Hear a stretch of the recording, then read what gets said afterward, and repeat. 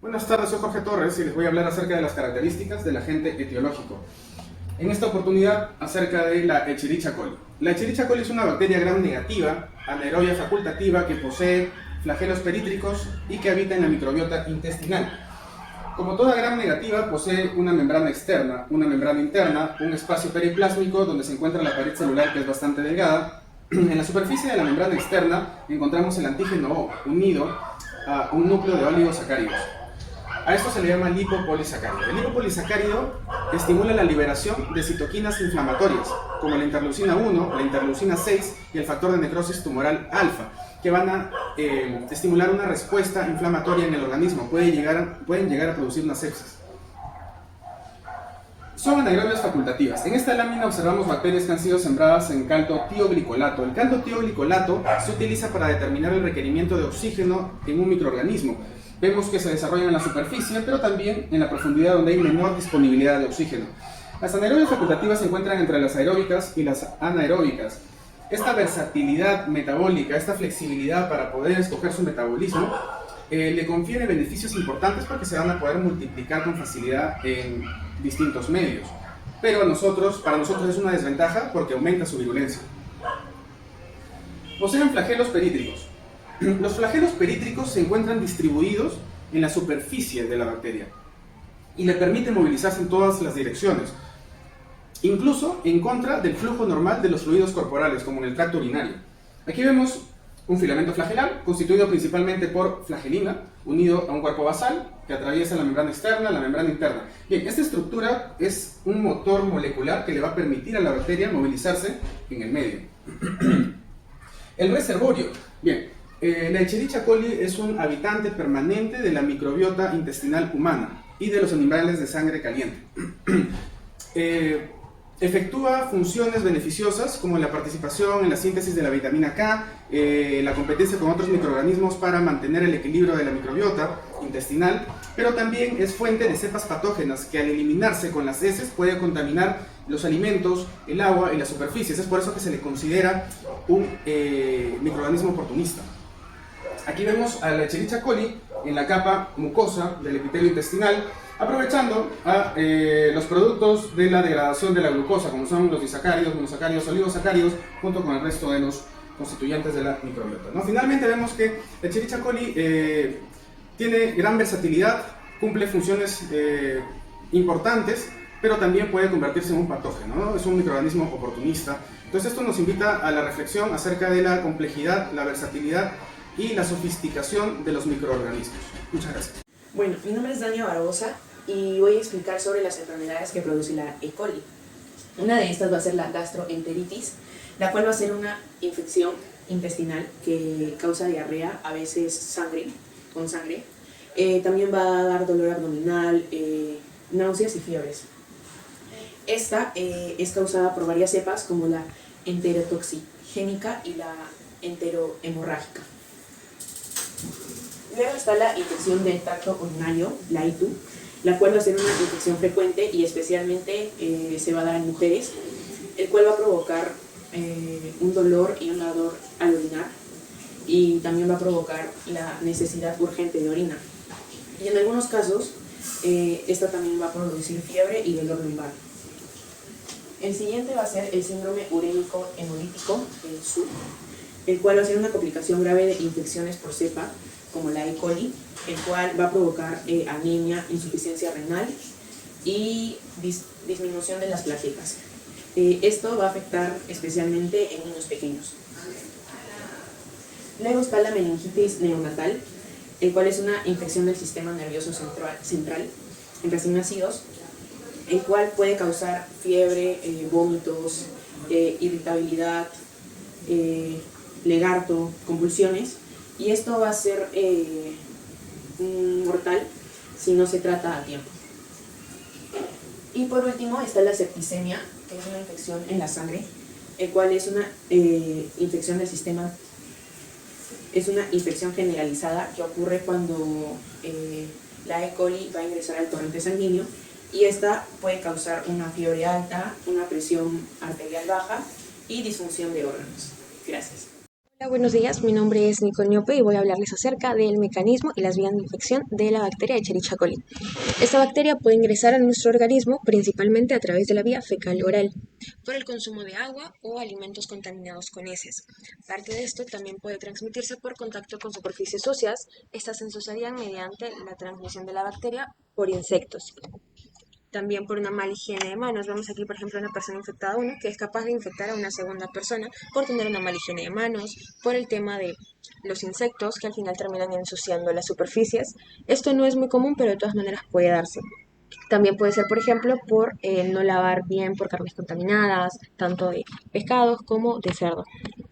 Una vez esté dentro del cuerpo, su mecanismo de acción depende bastante del tipo de cepa del que estemos hablando.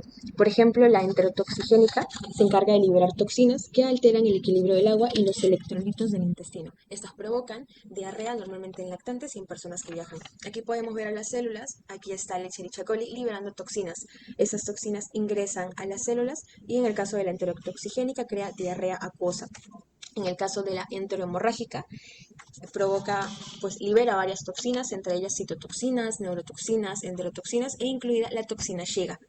Estas toxinas igual ingresan a la célula y dañan directamente a las células del colon y a las del vaso sanguíneo.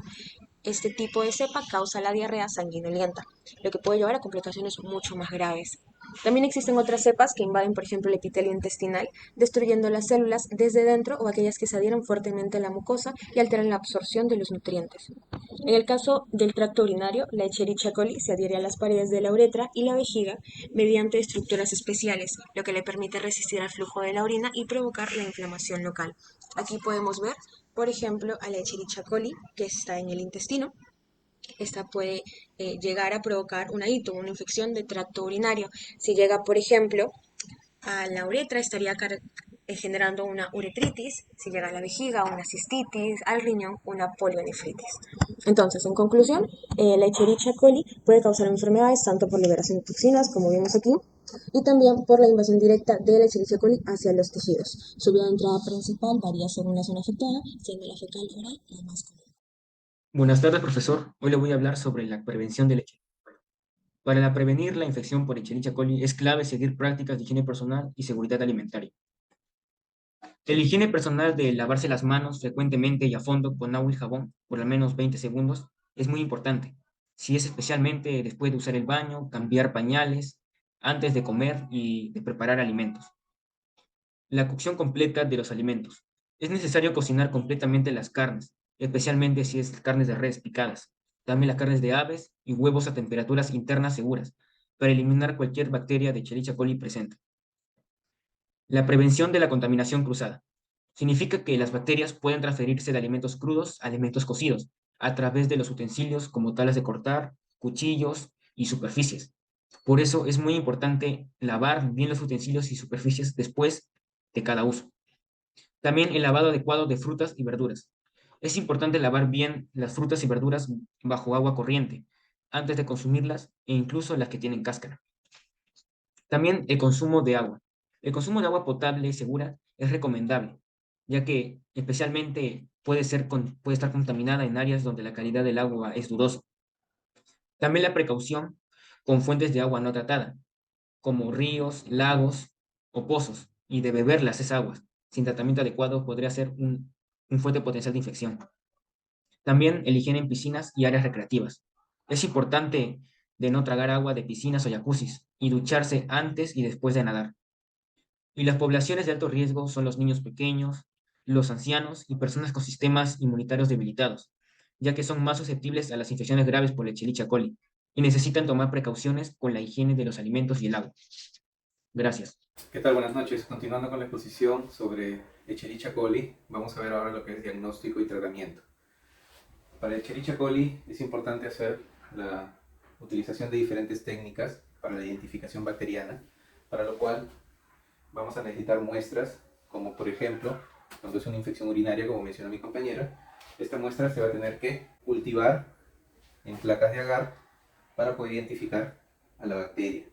Posterior a eso, se hace un reflique en medios diferenciales por sus metabolismos bioquímicos, para poder identificarla y poder clasificarla. Posterior, se hace el cultivo en un agar para hacer el antibiograma, ¿no? Después de que seleccionamos a la colonia. En este antibiograma colocamos los antibióticos que se van a utilizar para el agente bacteriano, en este caso una enterobacteria. Siguiendo normativas del INS, por ejemplo, nos plantea utilizar un grupo de antibióticos para las enterobacterias. Y como primer grupo nos da una lista inicial para poder utilizar en el antibiograma, ¿no? Como por ejemplo ampicilina, cefalotina, cefuroxima, cefotaxima, gentamicina, amicacina, entre otros. Y tenemos algunos que son de uso exclusivo para las vías urinarias, como el ácido nalidíxico, la norfloxacina, la nitrofurantoína, y a la vez en el segundo grupo tenemos también otros antibióticos y también tenemos uno que es para uso exclusivo de vías urinarias como la ofloxacina. De la misma forma podemos también identificar a la gente cuando hay una infección a nivel gastrointestinal, ¿no?